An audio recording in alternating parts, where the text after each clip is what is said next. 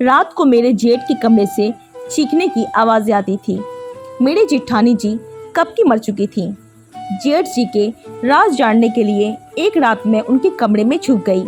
फिर जेठ जी ने जो किया, हे भगवान, जब मैंने पहली बार वह दिल दहलाने वाली चीखे की आवाज़ सुनी तो मैं पूरी तरह से घबरा गई थी। मैं गहरी नींद से हड़बड़ाकर उठ बैठी और चीखने चिल्लाने की आवाज़ें पूरी हवेली में गूंज रही थी। उस समय चारों ओर सन्नाटा था। मेरे कमरे में बहुत अंधेरा था। मैंने हाथ से टटोलते हुए साइड टेबल पर लैंप जलाया। मैंने घड़ी की तरफ देखा तो रात के 1 बज रहे थे और चीख पुकार की आवाज़ें गूंज रही थीं। मैं हैरान थी कि मेरे बगल में लेटे मेरे पति पंकज अब भी गहरी नींद में सोए हुए थे। इतने शोर में उन्हें नींद कैसे आ सकती थी? कल ही तो मैं पंकज की दुल्हन बनकर इस घर में आई थी। मेरी शादी बड़ी धूमधाम से पंकज के साथ हुई थी। मैं बहुत अमीर खानदान की बहू बनी थी। मैं भी एक अमीर खानदान से ही थी। मेरे सास ससुर कब के मर चुके थे। जेठ जी बहुत देखरेख वाले इंसान थे। मैं उनके व्यवहार को अच्छी तरह से जानती थी। मेरी पंकज से लव मैरिज की शादी थी। हमने एक दूसरे को शादी के लिए पसंद किया था और वहीं से हमारी फ़ोन पर बातें होनी शुरू हो गई थी। हम दोनों ही अमीर खानदान से थे, इसलिए किसी को भी इस रिश्ते पर एतराज़ नहीं हुआ। मेरी शादी की पहली रात थी और उसी रात मैंने चीखें सुनी थी। एक लड़की की चीखने की आवाज़ थी, जैसे वो अपनी मदद के लिए किसी को पुकार रही हो। पहले तो मैंने सोचा कि कमरे से बाहर जाकर देख लूं कि आवाज़ें किसकी है, कौन है जो इस वक्त इस तरह तेज आवाज़ में चिल्ला रहा है। लेकिन मैं एक दिन की दुल्हन थी, यूं कैसे मुंह उठाकर कमरे से बाहर निकल सकती हूँ। आधा घंटा यह आवाज़ गूंजती रही। उसके बाद शांति छा गई। पंकज की नींद देखकर हैरत हो रही थी कि वो इतने शोर में भी कैसे सो सकता था। लेकिन कुछ देर बाद आवाज़ आनी ऐसे बंद हो गई जैसे कभी शोर हुआ ही ना हो। मैं दोबारा से लेट गई और अब मेरी आंखों से नींद कोसों दूर जा चुकी थी। मेरा दिमाग बार बार उस चिल्लाने वाली लड़की की तरफ जा रहा था। कौन थी वो लड़की? वो ऐसा क्यों चिल्ला रही थी और उसकी आवाज़ पर सब लोग क्यों खामोश थे? वरना एक हलचल सी मच जानी चाहिए थी। फिर मुझे कुछ डर सा महसूस होने लगा था, क्योंकि जहाँ यह हवेली बनी हुई थी वहाँ आसपास केवल जंगल थे। गांव तो 3-4 मील की दूरी पर था। मैं कुछ दिनों के लिए गांव आई थी, क्योंकि मुझे रहना शहर में ही था। शादी से पहले मेरी यह बात तय हो चुकी थी और शहर में भी इन लोगों का बंगला बहुत खूबसूरत बना हुआ था और हवेली तो इतनी बड़ी थी कि न जाने कितने कमरे बने हुए थे यहाँ पर। यहाँ का बगीचा बहुत बड़ा बना हुआ था। मुझे तो इस हवेली में घुसते ही किसी महल जैसा लगने लगता था। मैंने बस थोड़ी सी नज़र डाली थी, लेकिन यहाँ की अमीरी देखकर मेरी आंखें चौधिया सी गई थी। मेरा कमरा फूलों और कैंडल से सजा हुआ था। मैं खुद पर जितना भी गुरूर करती उतना ही कम था। हम दोनों को देखकर सब दिया बाती की जोड़ी कहते थे। मगर आज की रात जो कुछ मैंने सुना, मेरे दिमाग में काम करना बंद कर दिया था। न जाने कब सोचते सोचते मैं फिर से नींद की वादियों में खो चुकी थी। सुबह पंकज प्यारी सी मुस्कान लिए मुझे जगा रहा था। कहने लगा, उठ जाइए मैडम जी, यह दिल्ली नहीं है जो आराम से चादर तान कर सोई रहेंगी। मैंने धीरे धीरे आंखें खोली तो वो उठ चुका था। पंकज बिस्तर से उठकर अपने कपड़े निकाल रहा था। मुझसे कहने लगा कि तुम्हारा सामान ड्रेसिंग रूम में पड़ा है, वही पहनना। वह मुझसे कहकर वॉशरूम में चला गया।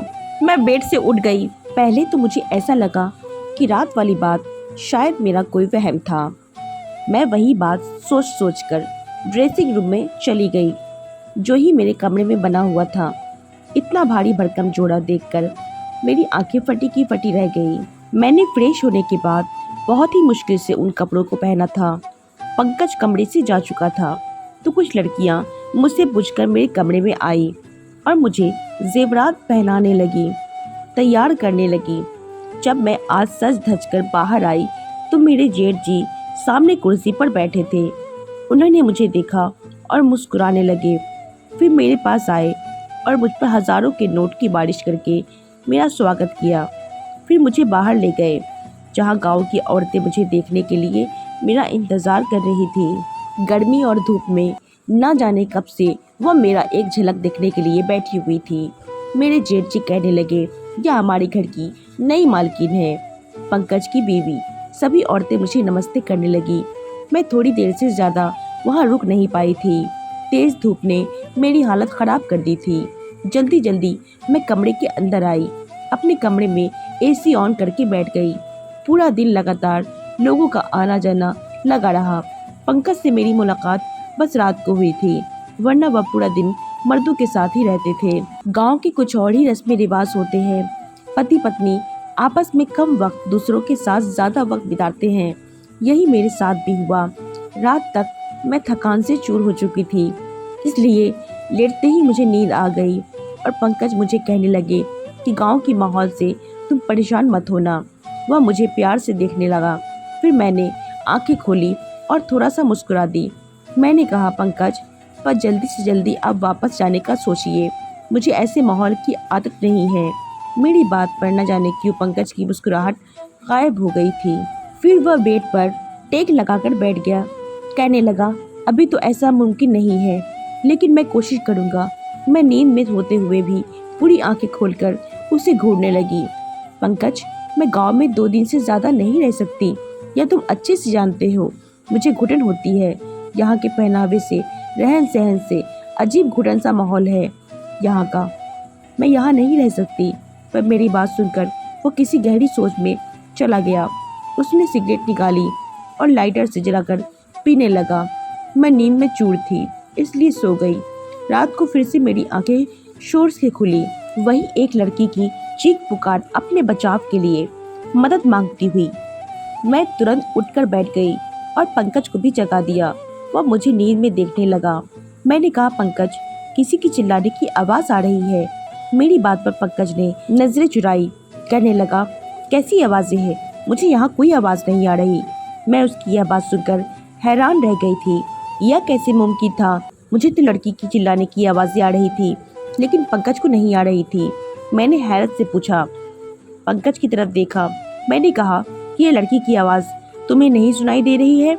वह कहने लगा, नहीं, मुझे कोई आवाज़ सुनाई नहीं दे रही है। मुझे नींद आ रही है। मुझे परेशान मत करो। यह कहकर वो फिर से सो चुका था और मेरा डर के मारे बुरा हाल था। क्या यह आवाज़ सिर्फ मुझे ही सुनाई दे रही थी? इसका मतलब कोई भूत प्रेत? यह सोचकर मैं तो कांप गई थी। डर की वजह से मैं पंकज से चिपक के लेट गई। मेरा दिल जोर जोर से धड़क रहा था। अब तो मुझे इस हवेली में एक भी दिन रहना बहुत मुश्किल था। तो भूतों से बहुत डर लगता था। अगली सुबह ही मैंने पंकज से शहर जाने की जिद करनी शुरू कर दी। मैंने कहा, मुझे वापस दिल्ली जाना है। मुझे डर महसूस हो रहा है। मुझे 2 दिन से यहाँ किसी के चिल्लाने की आवाज़ें सुनाई देती है, जैसे कोई लड़की मदद के लिए पुकार रही हो। मैं यहाँ नहीं रह सकती। डर की वजह से ऐसा लग रहा था जैसे मैं अभी अभी रो दूंगी। और पंकज मुझे ध्यान से देख रहा था। वो बार बार नजरें चुरा रहा था। वह मुझसे कहने लगा, वर्षों से इस हवेली में ऐसे ही साए हैं। किसी किसी को ऐसी आवाज़ें सुनाई देती हैं जैसे तुम्हें दे रही हैं, लेकिन उन साए ने कभी भी हमें नुकसान नहीं पहुंचाया है। वरना क्या मेरी भाभियाँ यहाँ रहती? मुझे पंकज की किसी भी बात से चैन नहीं मिल रहा था। मुझे बस दिल्ली जाने का इंतज़ार था। सुबह नाश्ते के वक्त मेरे जेठ जी ने पंकज से पूछा कि तुम दिल्ली वापस कब जा रहे हो? यह सुनकर पंकज का चाय का कप हाथ में ही रह गया था, लेकिन मैं दिल ही दिल में खुश हो रही थी। किसी को तो हमें गांव से दिल्ली भेजने का ख्याल आया। पंकज ने कहा, जो आपका आदेश। पंकज ने बहुत ही मुश्किल से यह बात कही थी। वो अपने बड़े भाई से बहुत डरता था। जेठ जी कहने लगे, आज शाम तक तुम दिल्ली जाने की तैयारी करो, वहाँ के काम देखो जाकर। मैं तो खुशी के मारे फूले नहीं समा रही थी।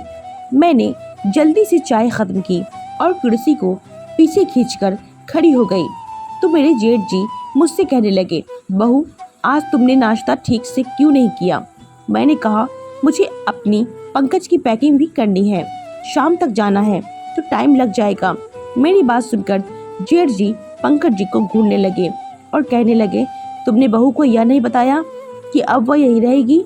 यह बात मेरे दिल पर लग गई थी और मैं आश्चर्य से पंकज की तरफ देख रही थी। वो कहने लगा, मैं भूल गया था भाई। मेरा जेठ जी फिर मुझसे कहने लगे कि बेटा, तुम अब हमारी इज्जत हो और हमारे घर की औरतें हवेली से बाहर कदम नहीं रखती। तुम यही रहोगी दिल्ली में। पंकज जाएगा। यह सुनकर तो मैं दंग रह गई थी कि पंकज ने पहले ये बात क्यों नहीं बताई। उसने यही कहा था कि वक्त मुझे गांव में रहना पड़ेगा, फिर वह मुझे अपने साथ दिल्ली ले जाएगा। मैं गुस्से की वजह से उठकर कमरे में चली गई और मुझे झूठ बोला गया था। कुछ देर बाद ही पंकज कमरे में आया। मैं रोने लगी। मैंने कहा, मुझे इस भूत बंगले में नहीं रहना। तुमने मुझसे झूठ कहा, हम दिल्ली में रहेंगे। तुम अपने भाई से जाकर बता दो। मेरी बात सुनकर वह मेरे पास आकर बैठकर बहुत ही प्यार से बोला, मैं तुम्हें अभी दिल्ली नहीं ले जा सकता। बस तुम कुछ महीने यहाँ पर रह लो, वैसे ही रहो जैसे यहाँ की औरतें रहती हैं, फिर मैं तुम्हें दिल्ली लेकर आऊँगा। मैंने कहा, मैं तुम्हारे बिना यहाँ नहीं रहूँगी। रात के वक्त वह चीखने की आवाज़ें मेरी जान निकाल देती हैं। मुझे बहुत डर लगता है। वह मुझसे कहने लगा, तुम चीखों पर ध्यान मत दो, वह जो भी है तुम्हें कुछ नहीं करेगी, यह मैं तुम्हें वादा करता हूँ। तुम बस कमरा लॉक रखना और रात को बिल्कुल भी बाहर मत निकलना। पंकज की बातों ने तो मुझे बहुत ज़्यादा डरा दिया था। मैंने कहा, मैं अकेली रात को इस कमरे में नहीं सो सकती। पंकज कुछ देर तो सोचता रहा, फिर कहने लगा कि ठीक है, मैं भाई से कहकर एक नौकरानी का इंतज़ाम करवा दूंगा। वह तुम्हारे साथ इस कमरे में सो जाया करेगी, लेकिन तुम बस यह कोशिश करना कि भाई को तुमसे कोई शिकायत ना हो। मैंने इस बात पर सिर हिला दिया। पंकज शाम को दिल्ली के लिए निकल चुका था और मैं अकेली रह गई। रात को मेरे साथ एक नौकरानी मेरे कमरे में सोने लगी थी। वह ज़मीन पर अपना बिस्तर बिछाती थी और लेट जाती थी। रात को जब वो चीखों की आवाज़ आती तो मेरी आंखें खुल जाती। मैंने महसूस किया था कि जिस वक्त चीखों की आवाज़ आती थी वो नौकरानी भी करवटें बदलती रहती थी। मुझे यह शक होने लगा था कि शायद वह भी उन आवाज़ों को सुन सकती है। कई बार मैंने उस नौकरानी से चीखों के बारे में पूछा तो उसके चेहरे का रंग उड़ जाता था और वो डर जाती थी और फिर ना में सर हिलाने लगती और कहने लगती, मैंने ऐसी कोई आवाज़ें नहीं सुनी। मैंने उसके डर से यह तो अंदाज़ा लगा लिया था कि कहानी कुछ और ही है, इसलिए उससे कहा कि मैं जानती हूँ कि वह आवाज़ें तुम्हें भी सुनाई देती हैं। मेरी बात सुनकर वह मेरे सामने हाथ जोड़ने लगी और कहने लगी, इस बात का जिक्र हवेली में किसी से न करना, वरना बहुत बुरा होगा। उस नौकरानी की बात सुनकर मुझे जानने की चाहत होने लगी थी कि आखिर मालूम भी तो हो यह सारा माजरा क्या है। मैंने रात को जब वो चीखों की आवाज़ सुनी तो यह ठान लिया था कि सच्चाई क्या है इसका पता लगाकर ही रहूँगी, क्योंकि कहीं न कहीं मुझे यह यकीन हो चुका था यह मामला भूत प्रेत का नहीं है। रात को चिल्लाने की आवाज़ सुनकर मैं उठकर खड़ी हो गई और दबे पांव अपने कमरे के दरवाजे के पास आई और धीरे से दरवाज़ा खोला। मुझे यह आवाज़ ऊपर की मंजिल से आ रही थी। मैं धीरे से चलती हुई ऊपर चढ़ गई। वह से आवाज़ें मुझे और भी नज़दीक से सुनाई देने लगी। जब मैं उन आवाज़ों का पीछा करते हुए आगे बढ़ी तो सामने कमरे को देखकर मेरे होश उड़ गए। वह तो मेरे जेठ जी का कमरा था, जहाँ से लड़की की चीखों की आवाज़ें आ रही थी। मेरे चेहरे का रंग उड़ चुका था। मैं वापस नीचे आ गई और अपने कमरे में आकर अपनी बढ़ते दिल की धड़कनों पर काबू करने लगी। राजीव यानी कि मेरे जेठ जी के कमरे से आ रही थी। आवाज़ सुनकर मैं यह सोच रही थी कि वह ऐसा भी हो सकता है उनकी बीवी भी जिंदा नहीं है। न जाने उन्होंने दूसरी शादी की थी। दुनिया के सामने वो कितने बड़े थे। फिर वह आवाज़ें मैं खुद से बात करने लगी। मेरे दिल में उनकी बहुत इज्जत थी। मैं उनके बारे में इस तरह से सोच भी नहीं सकती थी। मेरी आंखों से आंसू बहने लगे थे। मैं अपने बेड पर बैठकर रोने लगी। मेरे जेठ और औरतों के साथ नहीं, ऐसा नहीं हो सकता। गांव वाले तो उनकी बहुत इज्जत करते हैं। फिर वह ये सब क्या था? यह उनका कौन सा रूप था जो आज मैंने अपनी आंखों से देखा था? मेरी पूरी रात जागते हुए कटी थी, क्योंकि मैं उनके बारे में ऐसा सोच भी नहीं सकती थी। सुबह नाश्ते पर वह उसी तरह बैठी थी। मेरी आंखें देखकर चाय पीते हुए कहने लगे, पंकज ने फ़ोन पर बात नहीं की मेरी बहू से? तभी रो रो के आंखें सूजी हुई है। उसकी बात पर मैंने कोई जवाब नहीं दिया। मैं खुद ही मुस्कुराने लगी। फिर बोली, पंकज वहाँ बहुत बिजी है, शायद इसलिए फ़ोन नहीं कर पाया। मैंने उसकी बात का कोई जवाब नहीं दिया। आज तो उनकी शक्ल देखने को भी दिल नहीं कर रहा था। कैसा दोगला इंसान था। दिन में नेक और रहमदिल बनता था और रात को यह सोचकर ही मेरा शरीर कांपने लगा था। मैं सोच चुकी थी कि अब उनका पर्दाफाश करके ही रहूंगी, लेकिन मैं नहीं जानती थी कि मैं अपने लिए कितनी बड़ी मुसीबत खड़ा करने जा रही हूँ। जब मैंने दोबारा वही आवाज़ सुनी तो फिर मैं उस कमरे के बाहर चली गई और कमरे के हॉल में देखने लगी तो एक 15 साल की लड़की थी। गांव की लग रही थी। उसके चेहरे को उसका दर्द साफ दिख रहा था। वह हाथ जोड़कर अपनी इज्जत की भीख मांग रही थी, चीख रही थी, चिल्ला रही थी। लेकिन मेरे जेठ जी ने बड़ी बेदर्दी से उसका दुपट्टा उतारकर फेंक दिया था। मैं उससे ज़्यादा नहीं देख सकती थी। मैं वापस पलट आई। कैसे भी करके मैंने वो रात काटी। सुबह होते ही मैंने पंकज को फ़ोन किया। मैंने कहा, तुमने मुझसे इतना बड़ा झूठ बोला है। तुमने कहा हवेली में आत्माएं हैं, जबकि ऐसा कुछ भी नहीं है। वो आवाज़ें गांव की मासूम लड़कियों की है जो तुम्हारे पिता जैसे भाई की हवस का निशाना बनती हैं। मेरे मुंह में जो आ रहा था मैं वो सब पंकज से कह दिया। मेरी बात सुनकर वह गुस्से में आ गया और कहने लगा कि अपनी जुबान को बंद रखना, जैसे हवेली के सभी लोग रखते हैं, वरना तुम्हें राजीव की ताकत का अंदाजा नहीं है। जान से मार डालेंगे तुम्हें। मैं पंकज की बात सुनकर जितना हैरान हुई थी उतना कम था। मतलब वो अपने भाई के बारे में ये सब पहले से ही जानता था और वह भी मिला हुआ था। इस सब में मैंने फ़ोन बंद कर दिया। बुराई होता देखकर मैं ऐसे चुप नहीं रह सकती थी। मुझे बस एक सबूत चाहिए था, क्योंकि यहाँ ऐसा कोई नहीं था जो राजीव के खिलाफ एक लफ्ज़ भी बोल सकता था। इसलिए मैंने रात होने से पहले ही बीमारी का बहाना बनाया और अपना कमरा लॉक करके अपने कमरे में सो गई। मैं जानती थी कि राजीव कब ऊपर जाता है, इसलिए मैं अपनी पिछली खिड़की से बाहर निकल गई और पाइपलाइन के सहारे ऊपर की तरफ पहुंच गई। राजीव के कमरे के बाहर खिड़की उस वक्त खुली हुई थी। मैं उस खिड़की के जरिए उस कमरे में पहुंच गई और उस कमरे को किसी दूल्हे के कमरे की तरह सजाया हुआ था। मैं उसी खिड़की के पास एक कोने में छिप गई। रात के 1 बजे राजीव उस कमरे में आया और सामने सोफे पर बैठ गया। कुछ देर बाद उसका नौकर शराब की बोतल लेकर आया और सामने टेबल पर रख दिया। मैंने अपना मोबाइल का कैमरा ऑन कर दिया। कुछ देर बाद 14 साल की मासूम सी लड़की उस कमरे में आई। वह चिल्ला रही थी, बार बार यह कह रही थी कि उसे घर वालों के पास जाना है। वो नौकर उस लड़की को कमरे के अंदर धकेल कर कमरा बंद करके चला गया। राजीव एक कदम आराम से सोफे पर बैठा हुआ उस लड़की की बेबसी पर तमाशा देख रहा था, जो कि बहुत ज्यादा रो रही थी, दरवाजा पीट रही थी, अपने बचाव के लिए मांग कर रही थी, जिसकी चीखें पुकार हवेली की बेजान दीवारों में गूंज रही थी। वहाँ के लोग इस जुल्म पर बिल्कुल खामोश थे। वह लड़की जब दरवाजा पीटकर थक गई तो राजीव के पास आकर हाथ जोड़ने लगी, कहने लगी, राजीव साहब, मुझे छोड़ दो, मुझे जाने दो, मैं तुम्हारी बेटी की उम्र की हूँ, मुझ पर तरस खाओ।